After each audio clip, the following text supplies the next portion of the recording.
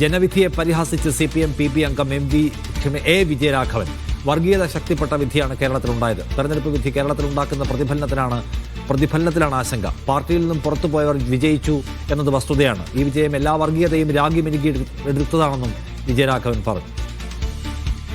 ഇപ്പോൾ ഒറ്റ നോട്ടത്തിൽ നമുക്ക് കാണാൻ സാധിക്കുന്നത് എല്ലാ വർഗീയതയും ശക്തിപ്പെട്ടിട്ടുള്ള ഒരു ജനവിധിയാണ് ഇപ്പോൾ കേരളത്തിലുണ്ടായത്. വർഗീയതയെ കുറെ കൂടി മുന്നോട്ട് കൊണ്ടുപോകുന്ന ഒരു ജനവിധിയാണ്. തെരഞ്ഞെടുപ്പിലുണ്ടായിട്ടുള്ള ജനങ്ങളുടെ വിധിയെഴുത്തിൻ്റെ സ്വഭാവം എന്താണ്? അത് സ്വാഭാവികമായിട്ടും പരിശോധിക്കേണ്ടിട്ടുണ്ടാവും. അത് പരിശോധിക്കുന്നേ ചെയ്യുള്ളൂ. അതിന് ഞാൻ പറഞ്ഞത് സംഘടനാപരമായ കാര്യങ്ങളാണത്. ഒരു തെരഞ്ഞെടുപ്പിൻ്റെ രംഗത്ത് രൂപപ്പെട്ടു വന്നില്ല. CPM പോലൊരു പാർട്ടിയിൽ നിന്ന് ആളുകൾ പുറത്തുപോയി UDF കൈ പുറത്ത് മത്സരിക്കുന്നു. ചിലർ ജയിക്കുന്നു. എല്ലാവരും ജയിച്ചിട്ടില്ല. നടരാജ് പരശുറാം കൂടുതൽ വിവരങ്ങളുമായി. നടരാജ്, എന്താണ് A. വിജയരാഘവൻ ഈ തെരഞ്ഞെടുപ്പിന് ഈ ഫലത്തിന് കാണുന്ന കാരണങ്ങൾ?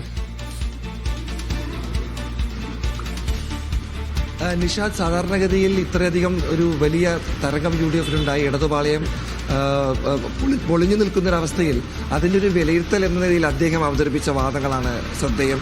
ഈ വിജയം എല്ലാ വർഗീയതയും ശക്തിപ്പെട്ട ഒരു ജനവിധിയാണ് എന്നാണ് A. വിജയരാഘവൻ പറയുന്നത്. CPMന്റെ പ്രവർത്തനങ്ങളോ സർക്കാരിൻ്റെ പ്രവർത്തനങ്ങളോ പിണറായി വിജയൻ്റെ ഇമേജോ അല്ല പ്രശ്നം, പകരം ഇത്തരം കാര്യങ്ങളാണ് എന്ന് A. വിജയരാഘവനെ പോലെ ഒരു മുതിർന്ന നേതാവ് പറഞ്ഞു വെക്കുന്നു എന്നുള്ളതാണ് ശ്രദ്ധേയം.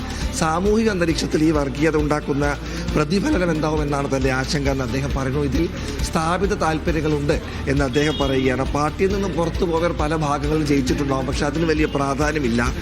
കണ്ണൂരിലെ ജനവിധിയുടെ സ്വഭാവം പ്രത്യേകം പരിശോധിക്കുമെന്നും അദ്ദേഹം പറയുന്നു.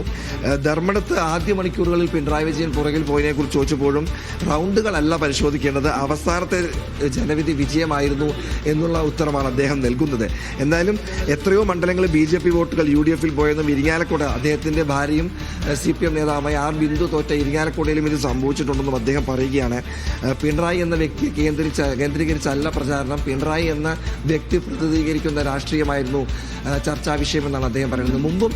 തെരഞ്ഞെടുപ്പിന് മുമ്പും ഈ ജമാഅത്തെ ഇസ്ലാമി ഉൾപ്പെടെ അദ്ദേഹം പലതവണ വിമർശിച്ചിരുന്നു. അതുപോലെ തന്നെ UDFിനെയും വർഗീയ ശക്തികളെയും കൂട്ടുകെട്ടിയുള്ള പല വിമർശനങ്ങളും LDFും നടത്തിയിരുന്നു. തെരഞ്ഞെടുപ്പിന് ശേഷവും ഇത് തന്നെ അദ്ദേഹം ആവർത്തിക്കുകയാണ്. അല്പസമയം മുമ്പ് യൂത്ത് കോൺഗ്രസ് അധ്യക്ഷൻ OJ ജനീഷ് വിജയരാഘവന്റെ പ്രതികരണത്തിന് മറുപടിയായി പറഞ്ഞത് ഇത് ഇടതുപക്ഷത്തിന്റെ ക്യാപ്സ്യൂളാണ് എന്നാണ്. UDF ജയിക്കുമ്പോഴൊക്കെ ഇത്തരം വർഗീയ വിഷയവുമായി ഇടതുപക്ഷം ക്യാപ്സ്യൂളുകൾ ഇറക്കുന്നു എന്നാണ് ജനീഷ് പ്രതികരിച്ചിട്ടുള്ളത്.